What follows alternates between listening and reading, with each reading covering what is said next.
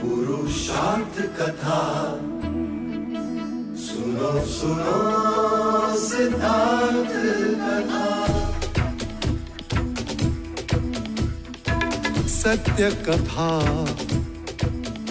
पुरुषार्थ कथा सुनो सुनो सिद्धार्थ कथा। चढ़ते सूरज सा तेजवान वो कीर्तिमान, हुंकार भरे जब कूच करे, थर थर कांपे आसमान। वो राजपुत्र वो शूरवीर, पर्वत को भेद दे उसके तीर, शांति का स्रोत करुणा की धार, निर्झर झरे मन से अपार। वो राजपुत्र वो शूरवीर, पर्वत को भेद दे उसके तीर, है शाक्य वंश का वो तारा, जगमग है जिससे जग सारा। सत्य कथा पुरुषार्थ कथा सुनो सुनो सिद्धार्थ कथा। हर क्षत्रिय के लिए सौभाग्य दिवस होता है जिस दिन उसके तलवार को तिलक किया जाता है। महाराज शुद्धोधन की। युवराज का कोई समाचार नहीं महादेव। बोलो मां ब्राकेट।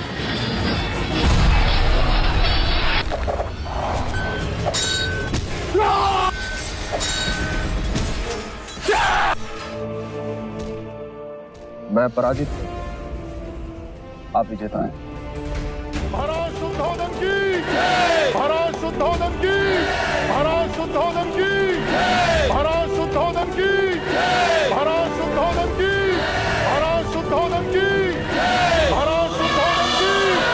महाराज शुद्धोधन की। महाराज शुद्धोधन की। महाराज शुद्धोधन की। महाराज शुद्धोधन की। महाराज शुद्धोधन की। देखा मंगला दीदी, तुम कहती थी यशोधरा के चरण पड़े और युद्ध आ गया। आज मैं कहती हूं यशोधरा के चरण पड़े और कपिलवस्तु ने विजय पाई।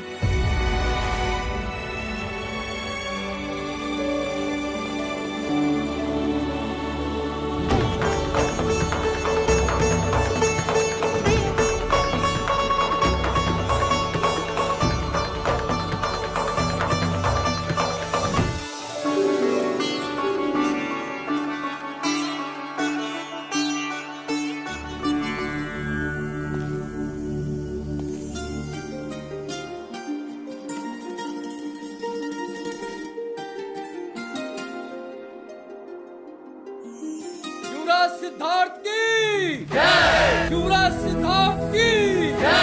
युवराज सिद्धार्थ की जय। यह सूर्यहार हमारी पुरखों की निशानी है। युद्ध में कौशल दिखाने वाले को यह उपहार में दिया जाता है।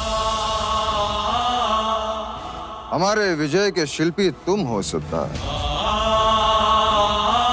तुम्हारे रणनीति के कारण हम कौशल सेना का सामना करने में सक्षम रहे। ना तुम हाथियों की सेना लेकर आते, ना ही हम विजय प्राप्त कर पाते। सिद्धार्थ ने आज शाक्य कुल को गौरव दिलवाया है। युवराज सिद्धार्थ की जय। युवराज सिद्धार्थ की जय। युवराज सिद्धार्थ की जय। मेरा ये कार्य राजा दंडपानी के बिना अधूरा होता महाराज।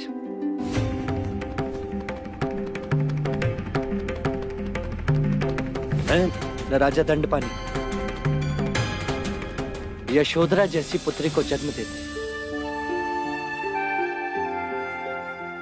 न उसे उपहार में कुंज नामक हाथी देते, न यशोधरा मेरी कुंज से मित्रता करवाती, ना ही मैं हाथियों की भाषा समझ पाता, ना हाथियों का दल बनता,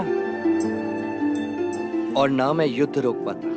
राजकुमारी यशोधरा की जय। राजकुमारी यशोधरा की जय। महाराज दंडपानी की जय। महाराज दंडपानी की जय। महाराज दंडपानी की जय। महाराज दंडपानी की जय। बर्फ पिघलने के कारण रोहिणी नदी का जलस्तर बढ़ा होगा। तुम देवता जाकर रोहिणी नदी के सेतु को तोड़ ताकि हमारा सैन्य यहां आने न पाए। जाओ।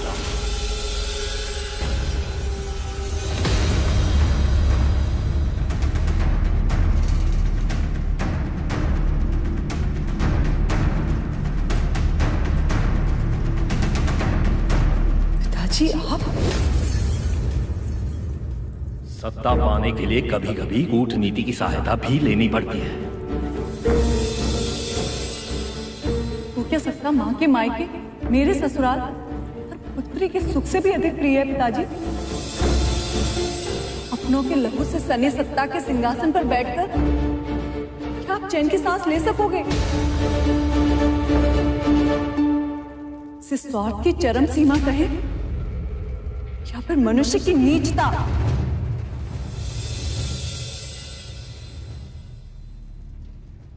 हमारे इस यश का एक अधिकारी और भी है महाराज।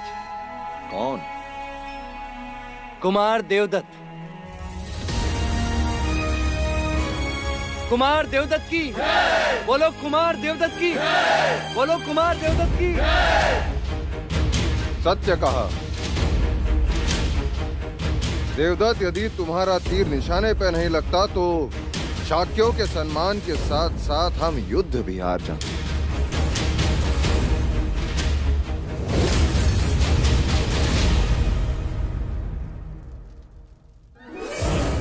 क्षमा महाराज, यदि एक और सूर्यहार होता तो कदाचित मैं उसे स्वीकार कर लेता, पर इसे नहीं ले सकता। मेरा सोना गला मुझे हर पल ये स्मरण कराता रहेगा कि मैं ज्येष्ठ तो हूं पर अभी सर्वश्रेष्ठ नहीं। देवदत्त,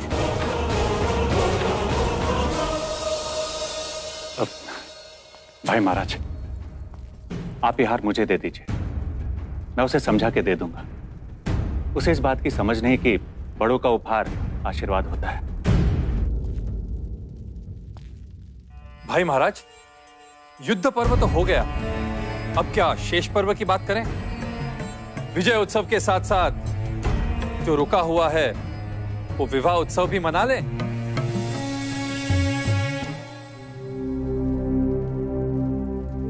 महाराज, कुल गुरु वाचस्पति ने एक मुहूर्त निकाला था जो आज से 5 दिन बाद का है। आप कहें तो? हाँ हाँ बिल्कुल, शुभ कार्य में विलंब कैसा?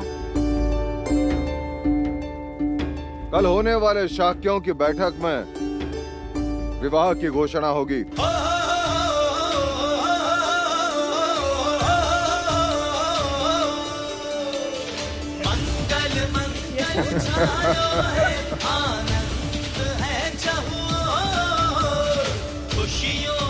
सेनापति जी, ये हार हमारी तरफ से युवराज को पहना देना और उनसे कहना कि उनके पराक्रम की बातें अब हर घर घर में हो रही है। युवराज की, युवराज की, युवराज की, युवराज की, युवराज की, युवराज की। देखा आपने, हर घर में केवल सिद्धार्थ की ही गाथा गाई जा रही है। अपना लहू बहा के युद्ध किया हमने और अंतिम क्षण में सारा श्रेय सिद्धार्थ ले गए। और आपकी सेना की तो कोई गिनती ही नहीं। सेनापति जी, मुझे दुख तो इस बात का है कि प्रसन्नजीत से संधि करते समय एक भी शाक्य राजा से नहीं पूछा गया। और आप तो शाक्य संघ के सदस्य हैं, सेनापति हैं। आपसे तो पूछा होता कि क्या प्रसन्नजीत जैसे शत्रु को अभेदान देना उचित है? कदापि नहीं। इसका दुष्परिणाम तो हमें भुगतना ही होगा। प्रसन्नजीत निश्चित ही हम पर पुनः आक्रमण करेगा। अर्थात महाराज और सिद्धार्थ का निर्णय उचित नहीं था? नहीं, कदापि नहीं। तो ये प्रश्न शाक्य सभा का मुद्दा हुआ या नहीं? निसंदेह हुआ। उन्हें इसका उत्तर शाक्य सभा में देना ही होगा।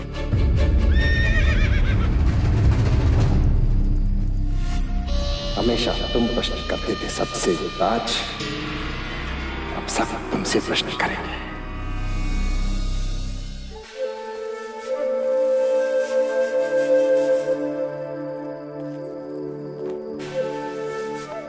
अब बताओ, हम कहाँ हैं? तुम्हारे ईश्वर के समक्ष। तुमने कैसे जाना? प्रसाद की सुगंध जो आ रही है। और तुमने बहुत सारे दिए सजाएं गोपा। अब ये तुमने कैसे जाना? आदत है तुम्हारी, सुख में दिए, दुख में भी दिए। अर्थात दुख में दिए जलाकर तुम प्रार्थना करती हो और सुख में दिए जलाकर तुम उपकार मानती हो। सच कहा।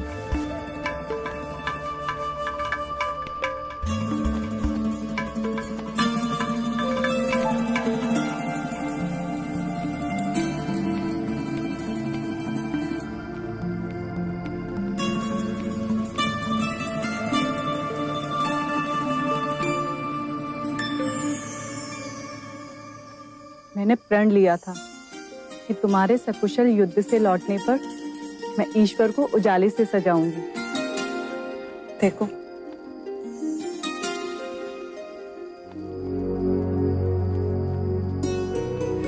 और मैं ना लौटता तो इन्हीं दियों की लौ में अपने प्राण त्याग देती। छोड़ो, मैंने कहा छोड़ो मुझे। जो मन में आया कह दिया। क्षत्रिय रणभूमि में लड़ते हैं और छत्राणियां अपनी भावनाओं से लड़ती हैं। तुम तो इतनी सी बात का बुरा मान गई गोपा। बैठो, चलो वो अपनी आंखें बंद करो। बंद करो।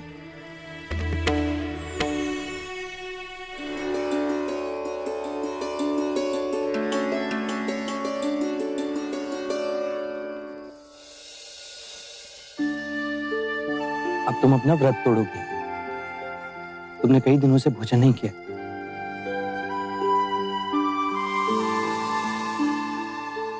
पर तुम्हें कैसे पता कि मैंने अभी तक कुछ नहीं खाया? क्योंकि भूखे लोग जल्दी रूठ जाते हैं ना। रूठ गई ना? मैं जानता था गोपा, मेरे लौटने से पहले तुम कुछ नहीं खाओगी। अरे ये क्या? अब तुम लौटकर आ ही गए हो तो तुम ही अपने हाथों से खिलाओगे, वरना मैं रूठी रहूंगी। भूखी जो हूं।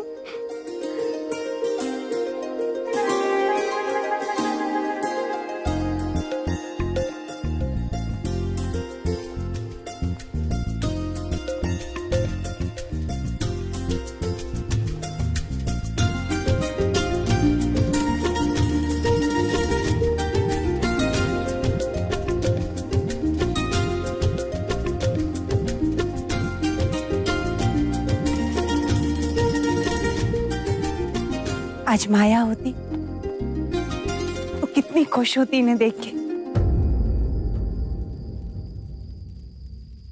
कौन कहता है कि माया यहाँ नहीं है? मुझे तो सदैव आभास होता है कि माया कहीं कहीं हमारे आसपास है। अरे कहीं नहीं गई वो।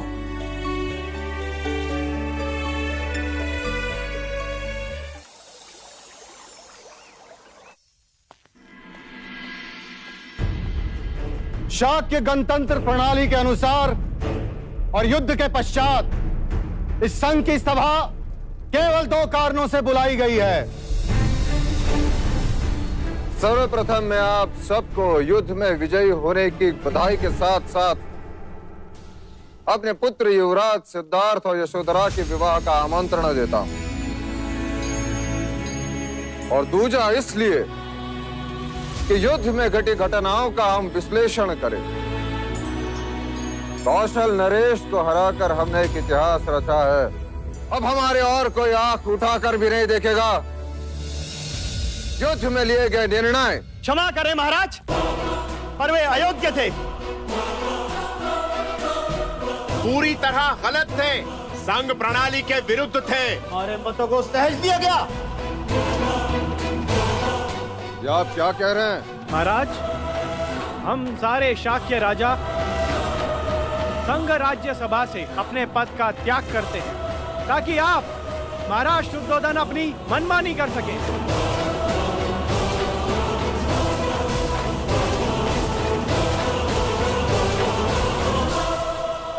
ये आप क्या कह रहे हैं राजन? वही जो सच है। शाक्य गणराज्य अब गणतंत्र नहीं रहा। हाँ हाँ, नहीं रहा, बिल्कुल नहीं रहा। नहीं रहा, ये गलत है। मगध और कौशल की तरह अब सर्वमुख्तार हो गया है। हाँ, सर्वमुख्तार हो गया है। ये आप क्या कह रहे हैं? युद्ध के विषय में आपने हमें अपने विश्वास में नहीं लिया। हाँ, नहीं लिया, अपने विश्वास में नहीं लिया। वो समय विचार विमर्श करने का नहीं था। मैंने ऐसा कोई निर्णय नहीं लिया जिससे हमें या शाक्य कुल को कोई खतरा हो। संजीत जैसे शत्रु को जीवित रखना ये गलत निर्णय था। गलत निर्णय था ये, गलत था, बिल्कुल गलत था। संजीत अपनी पूंछ में विष लेकर गया है, वो डंक मारने फिर से आएगा। और महाराज, युवराज सिद्धार्थ के इस निर्णय ने तो हमारे भविष्य पे ही प्रश्न चिन्ह लगा दिया है। अब तो हर घड़ी यह खतरा रहेगा कि वो कब हम पर वार करेगा। और महाराज, आपने तो प्रसन्नजीत की गर्दन पर तलवार रख दी थी, पर सिद्धार्थ के कहने पर आपने उसे छोड़ दिया। गलत है। यह आपका और केवल आपका निर्णय था, शाक्य गणता नहीं। महाराज, सारा शाक्य गणतंत्र आपके नेतृत्व का आदर करता है, किंतु युवराज सिद्धार्थ को इस प्रश्न का उत्तर इस राज्यसभा में देना ही होगा। और महाराज, युवराज सिद्धार्थ हैं कहाँ? जब संघ की मंत्रणा चल रही है तो संघ के सदस्य की अनुपस्थिति क्यों? कहिए महाराज,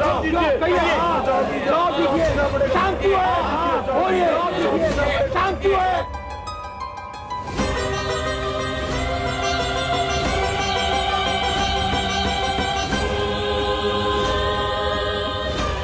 युवराज, मेरे पिताजी को क्या हुआ? बोलो ना, क्या हुआ मेरे पिताजी को? वो बेसुध है। वो ठीक तो हो जाएंगे ना? बोलो ना।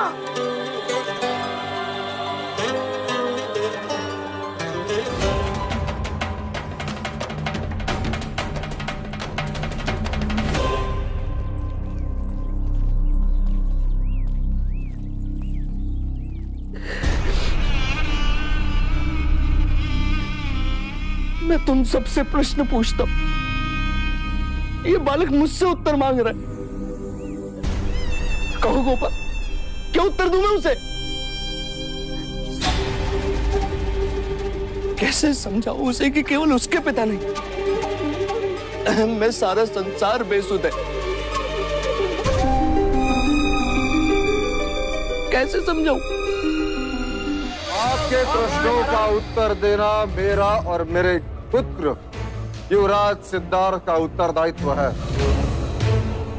तब तक आप सभी राजाओं से विनती है कि मन में किसी भी प्रकार का मैल रखे बिना आप मेरे पुत्र का आशीर्वाद देने अवश्य पधारें। विवाह के पश्चात केवल आपके उत्तरों की बैठक होगी। और आपके उत्तर संघ को योग्य ना लगे तो? तो क्या चाहते हैं आप? संघ शिरोमणि में फिर से मतदान होगा? जरूरत पड़ने पर वो भी करेंगे। तो है किसी में साहस जो महाराज शुद्धोधन की बराबरी कर सके? आपका बर्ताव प्रणाली के विरुद्ध है राजा द्रोणाधन, और आपका अविश्वास अति अयोग्य। महाराज का निर्णय बिल्कुल ठीक है। क्या कहना चाहते हैं? महाराज का निर्णय ठीक है। नहीं चलेगा, ऐसा मतलब नहीं चलेगा। माँ, आप चिंता ना कर। आपका एक पुत्र युद्ध में घायल हो गया तो क्या हो? आपका दूसरा पुत्र आपके सामने बैठा, मैं आपकी देखभाल करूंगा। आपका पुत्र हमारे लिए तलवार बना, तो क्या मैं आपकी लाठी भी नहीं बन सकता? बिल्कुल ठीक। शांत हो जाइए, शांत हो जाइए। अनुज, शांत हो जाओ। गणतंत्र प्रणाली में संदेह को कोई स्थान नहीं। मुझे मतदान से कोई आपत्ति नहीं।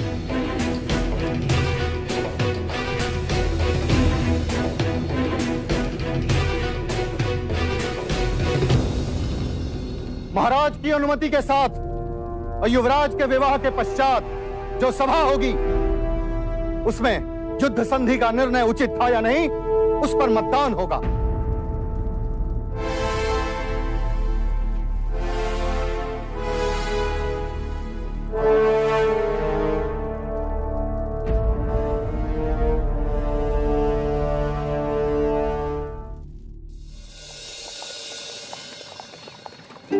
रथ रोको चन्ना।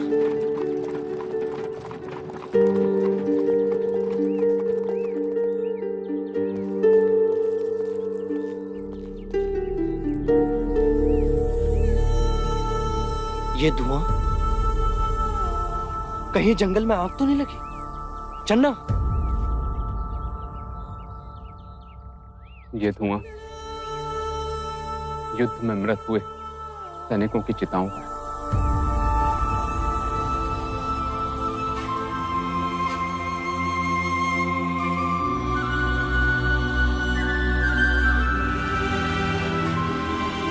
ये सैनिकों के शव नहीं, मनुष्यता जल रही है और हम सब जीवित मनुष्यों को लज्जित कर रही है।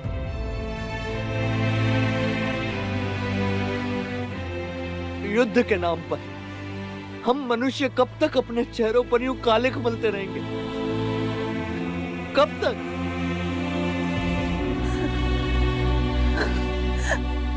ये क्या सिद्धार्थ?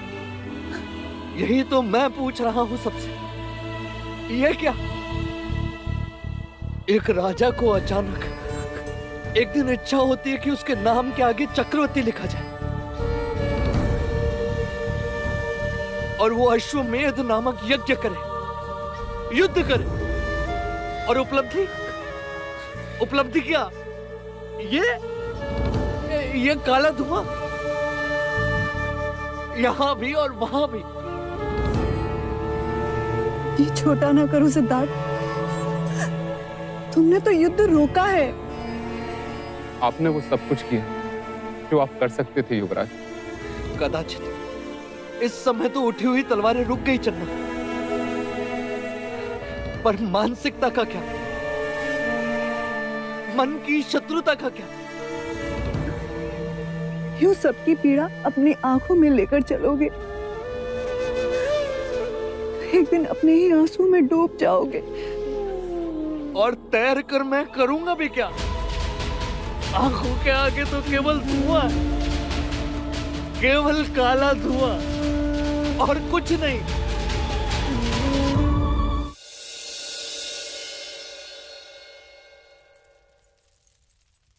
मुझे हमेशा इस बात का खेद रहेगा कि यशोधरा का विवाह देवता में ना कर सके। फिर वही बात अमिता दीदी, आप अपना जी छोटा ना करें। कपिलवस्तु भी तो आप ही का है, आपका मायका है। और फिर माँ के घर से ना गई बारात, मामा के घर से गई, तो क्या हुआ? और हम सब भी तो असहाय हैं। कुलगुरु वाचस्पति का आदेश जो है, यदि ये मुहूर्त टल गया तो फिर वर्षा ऋतु तक रुकना पड़ेगा। हाँ, और तब तक वर वधू कैसे रुकेंगे? प्रणाम। समस्त देवियों को इस वैश्य का प्रणाम। पधारिए। आपके समक्ष उपस्थित ये सभी वस्त्र एवं आभूषण अति उत्तम, अति मूल्यवान एवं दुर्लभ हैं। विराजिए। इन आभूषणों को देखिए। मूल्यवान रत्नों से सुसज्जित सिंघल के समुद्र से प्राप्त रत्न हैं। रत्नावली माला कहते हैं इसे। राजकुमारी यशोधरा के कंठ की शोभा बढ़ाएंगी या फिर घटाएगी। यदि देवदत्त की बहू के लिए गहने पसंद करने होते तो मैं इन गहनों को देखती भी।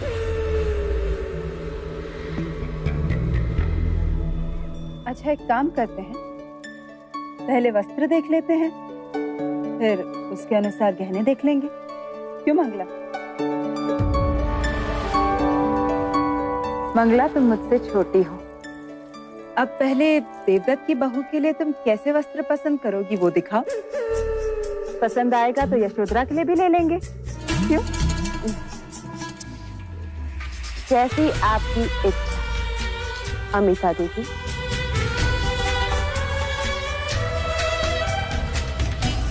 क्या देख रहे हो? वस्त्र दिखाओ। अवश्य। इस वस्त्र को देखिए, ऐसी बुनाई आपको समस्त कपिल वस्तु में कहीं प्राप्त नहीं हुई। ऐसे बुनाई के वस्त्र हमारे यहाँ हमारी दासियां पहनती हैं। क्षमा करें। इस वस्त्र को देखिए, इसके रंगों को देखिए। रंग ऐसे कि आंखें चकित हो जाएं, और स्पर्श तो ऐसा कि छूने का मन करे, और इसे धारण करने के पश्चात सबकी दृष्टि केवल आप पर। यदि दृष्टि पड़ेगी तो लगेगी ना। वैसे भी मैं नहीं चाहती कि यशोधरा को किसी की अशुभ दृष्टि लगे।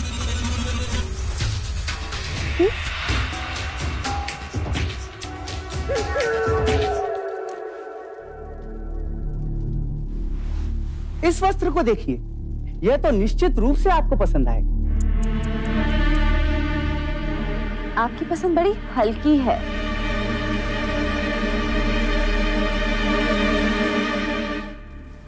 इस वस्त्र को देखिए, जोजनों दूर इसे मिस्र से मंगाया गया। अच्छा, जरा देखें तो सही।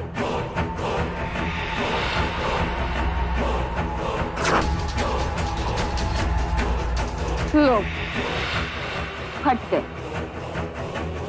आप हमारा अपमान कर रहे हैं। मुझे नहीं लगता आपके पास ऐसा कोई वस्त्र है जो मंगला की बहू के योग्य हो। अमिता दीदी, पसंद कर लीजिए कुछ यशोधरा के लिए। यदि मेरा मैका होता तो आग लगा देती इन वस्त्रों को।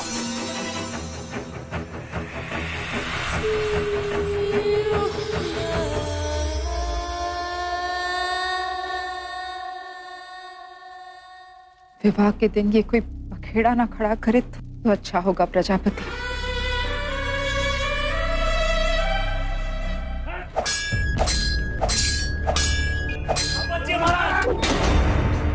भाई महाराज,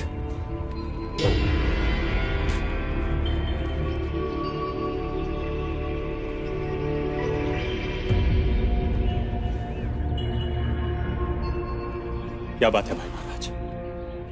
आज पहली बार देख रहा हूं कि आपकी तलवार में ना वो शक्ति है और ना ही वो लय। युद्ध में विजय होने के बाद भी आप चिंतित लग रहे हैं।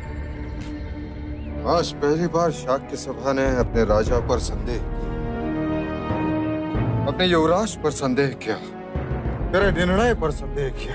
भाई महाराज, भेड़ियों की भीड़ से शेर को क्या, गणतंत्र विचार विमर्श तो होगा ही। कृपया आप चिंतित ना हो। मुझे चिंता अपनी नहीं है अनुज, मुझे चिंता सिद्धार्थ की। यदि शाक्यों ने विवाह पर बहिष्कार किया तो असंभव। वो एक बार आपका बहिष्कार कर सकते हैं, किंतु विवाह का बहिष्कार क्यों करेंगे? आप निश्चिंत रहिए और जाके विश्राम कीजिए महाराज।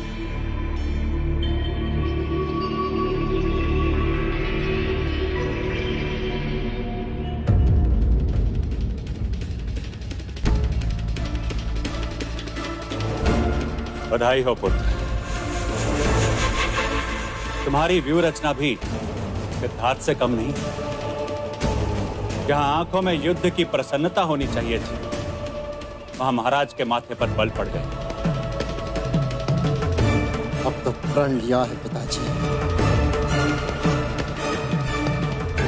मैं तो चैन की सांस लूंगा और नहीं चैन की सांस लेने दूंगा।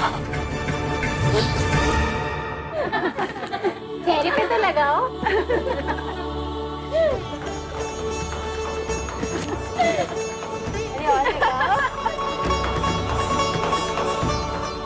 अमिता दीदी, कहीं इतनी भी हल्दी मत लगा देना कि सिद्धार्थ के आगे आपकी यशोधरा काली लगे। लगती है तो लगे, भतीजा है मेरा, किसी से कम थोड़ी ना है। क्यों सिद्धार्थ? इस समय तो मैं कपिल वस्तु के पक्ष की हूँ। देवता वाले भी तो देखे कि उनकी राजकुमारी का विवाह एक देवांश से हो रहा है। क्यों प्रजा? बिल्कुल। अरे नीरू, तू यहाँ खड़ी है, यशोधरा को मेहंदी नहीं लगानी? तू कब से तुझे पूछ रही है, चल जल्दी। मेहंदी है शुभ सखी, मेहंदी है मंगल, मेहंदी है प्रथम सुहाग। बोलिए राजकुमारी। क्यों रे, मुझे यहाँ किला छोड़कर क्या कर रही थी युवराज के कक्ष में? लो देखो तो, युवराज सिद्धार्थ को पल भर देख क्या लिया। राजकुमारी जी को तो ईर्ष्या होने लगी। नीरू की बच्ची, देखो तो, सच बात कितनी कड़वी लगती है। नीरू की बच्ची, ठहर तू। चलो सिद्धार्थ, उठो, आओ ना, आओ। अब देखते हैं कि गोपा तुम में किसका पलड़ा भारी है। आ जाओ, आओ सभी घेरा बनाओ।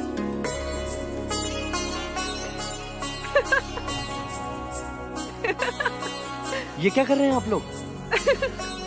बुआ? वर राजा, ये है संसार का घेरा जिसे तुम्हें तोड़ना है। यदि तुम इस घेरे को तोड़कर निकल गए तो तुम जीत गए। फिर गृहस्थ जीवन में गोपा की नहीं, तुम्हारी चलेगी। तुम कहो मैं कहूँ, मैं कहूँ तुम कहो, मानेगा कौन किसकी बात? राजा जी घेरा तोड़ के दिखा दो, राजा जी घेरा तोड़ के दिखा दो, तो मानेगी रानी तेरी बात। तुम कहो मैं कहूँ, मैं कहूँ तुम कहो, मानेगा कौन किसकी बात? राजा जी घेरा तोड़ के दिखा दो, मानेगी रानी तेरी बात। तुम कहो मैं कहूँ, मैं कहूँ तुम कहो, मानेगा कौन किसकी बात? राजा जी घेरा तोड़ के दिखा दो, राजा जी घेरा तोड़ के दिखा दो, तो मानेगी रानी।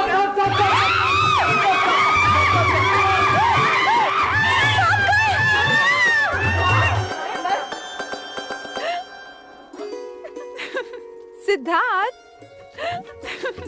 मेहंदी का रंग साथ जन्मों ना उतरे, ऐसे हो मेहंदी के भाव। तेरे विवाह के पश्चात सब कुछ कितना बदल जाएगा ना? क्या बदल जाएगा? तेरे विवाह के बाद हम सब युवराज को सिद्धार्थ कह सकेंगे, और तुझे तो उन्हें देव, आर्य, महाराज। अजी सुनते हो? ओ जी सुनते हो? ये सब कहकर पुकारना होगा। चलो ठिठोली नहीं, गंभीरता से एक बात कहूँ यशोधरा। जब से तेरे सिद्धार्थ को देखा है, सोच रही हूँ तेरी सौत बन जाऊं। एक बार मेहंदी लग जाए, फिर देखती हूँ तुझे तुम्हें।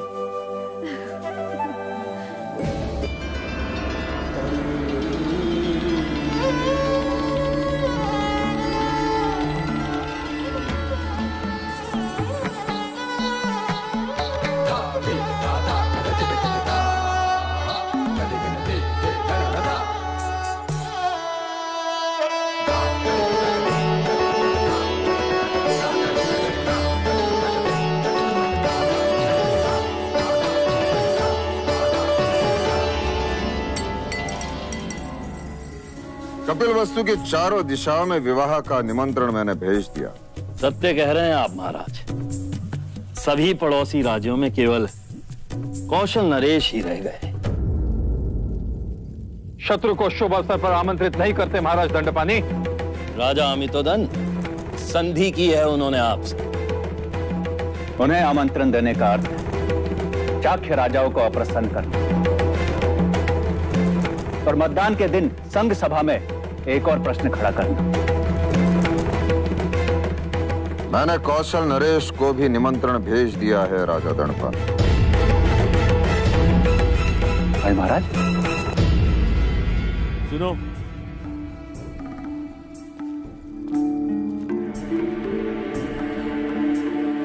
कुमार देवदत्त तक हमारा एक संदेशा पहुंचा दे।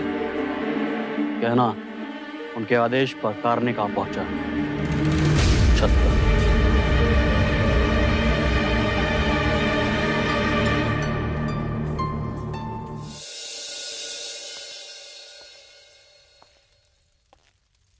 कार्निक। आदेश मिलते उपस्थित हो कुमार। क्या कर सकते हो तुम मेरे लिए? कुछ नहीं।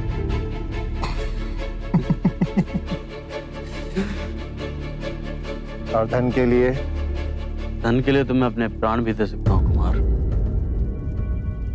तो जुटा लो जीवन भर का धन एक ही रात में। परंतु आदेश क्या है कुमार?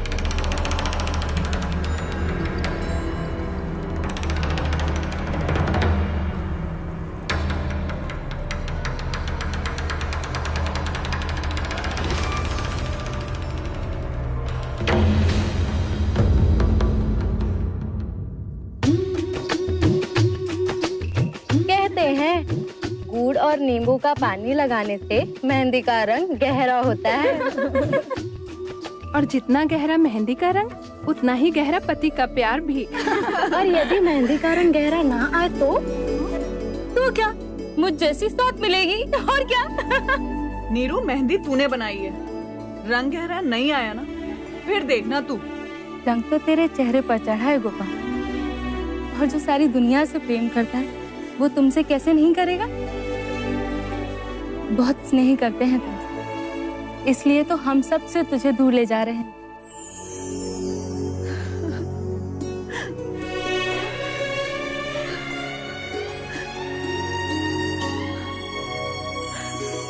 तुम सबके बिना कैसे रह पाऊंगी मैं?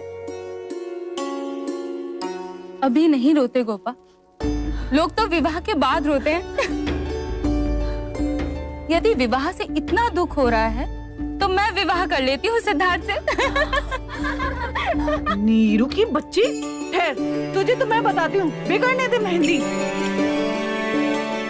राजकुमारी, आपके लिए एक संदेश है। किसका संदेश? युवराज का। युवराज ने आपको तालाब के पास मिलने के लिए बुलाया है। इस समय?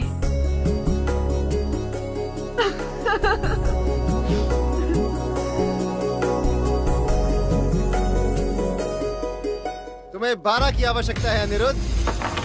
दो दो दो दो। सिद्धार्थ, सिद्धार्थ, आप मुझे बचाइए ना, ज्येष्ठ तो आज जीतते ही जा रहे हैं। नहीं अनिरुद्ध, तुम खेलो, मैं कहीं। अब आ भी जाओ। वैसे भी कल से तुम्हारी सारी रातें यशोधरा के साथ ही बीतेंगी। मैं कब से हार रहा हूँ सिद्धार्थ, आप चलिए और मुझे जिताइए। आज मैं ही जीतूंगा अनिरुद्ध। ज्येष्ठ चौसर खेलने में निपुण है अनिरुद्ध। मुझे पता है, परंतु आप भाग्यशाली हो और आप ही जीतोगे। 7 7 7 7 1 2 3 4 5 6 7।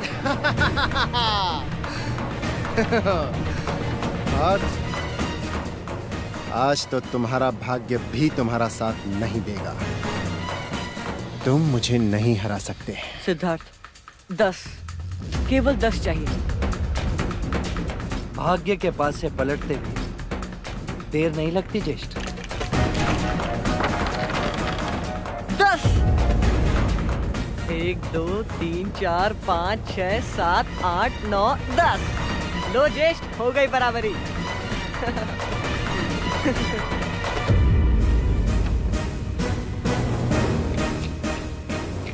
चौसर का खेल तुम भले ही मुझसे जीत लो, परंतु यशोधरा को तो मैं ही जीतूंगा।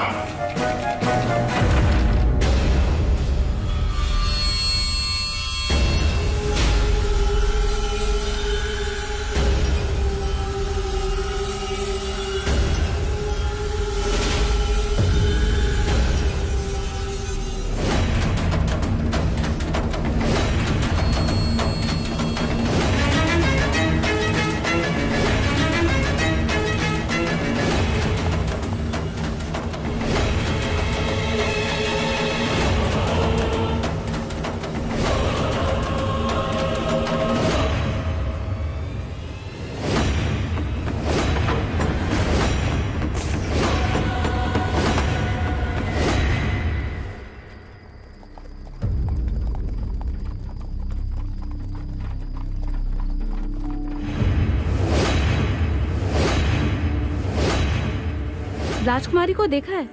राजकुमारी अपने कक्ष में भी नहीं।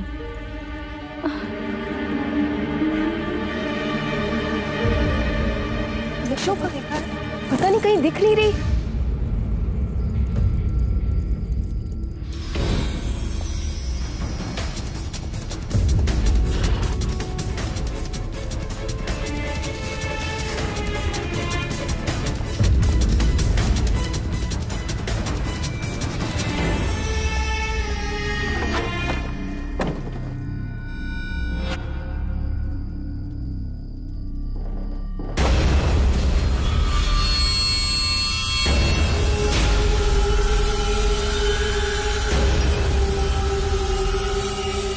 विनती की, बहुत समझाया, बहुत समझाया, प्रेम भी किया, पर तुम नहीं मानी।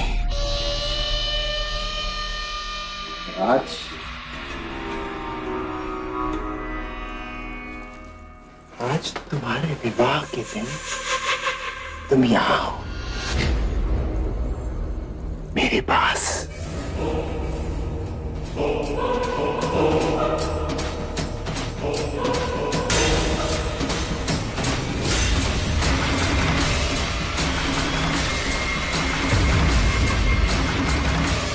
सत्य कथा, पुरुषार्थ कथा, सुनो सुनो सिद्धार्थ कथा।